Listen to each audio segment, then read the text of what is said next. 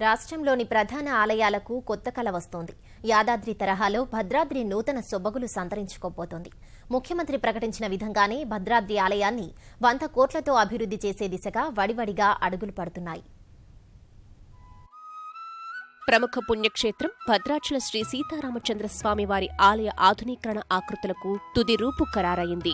ప్రస్తుత ఆలయ మహారాజు గోపుర నమూనాలలో ఎలాంటి మార్పులు చేయకుండానే ఆలయ ప్రాకారం, మాడవీధుల్లో పనులు చేస్తారు. స్వామివారి కళ్యాణ మండపం, బ్రహ్మోత్సవ మండపం, అన్నదాన సత్రాలను తిరిగి నిర్మిస్తారు.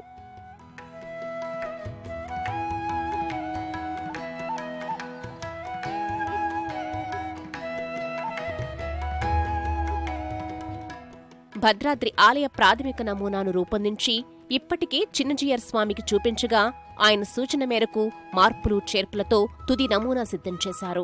ముఖ్యమంత్రి పరిశీలన తర్వాత తుది ఆకృతి ఖరారు కానుంది.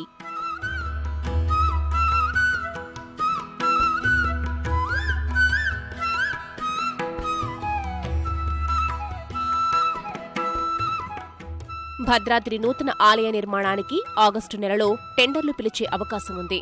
రోడ్డు భవనాల శాఖ మంత్రి తుమ్మల నాగేశ్వరరావు ఆలయ అభివృద్ధిపై అధికారులతో చర్చించారు.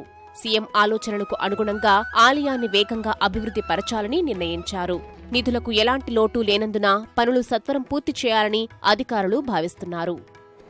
స్వామివారి ఆలయాన్ని బాగా డెవలప్ చేయాలి అని చెప్పి ఒక మాస్టర్ ప్లాన్ని ఆనంద్ సాయి గారికి ఇంట్రెస్ట్ చేశారు. దానికి అనుగుణంగానే ఆనంద్ సాయి గారు ఒక ప్లాన్ చేశారు. చిన్నజీయర్ స్వామి గారికి చూపెట్టిన తర్వాత మళ్ళీ నిన్న మంత్రి గారు చూపించడం జరిగింది. ఆ తదుపరి ఏం తీసుకోవాలనేది ఇప్పుడు తర్వాత ముఖ్యమంత్రి గారితో చర్చించిన తర్వాత నెక్స్ట్ ప్లాన్ ఆఫ్ యాక్షన్ ఉంటుంది. ఆ కమిటీ అంతా కూడా ప్రభుత్వం లెవెల్లో డిసైడ్ చేయాలి కాబట్టి వారు నిర్ణయం తీసుకున్న తర్వాత వారి ఆదేశాల ప్రకారం మేము ముందుకు వెళ్తాం.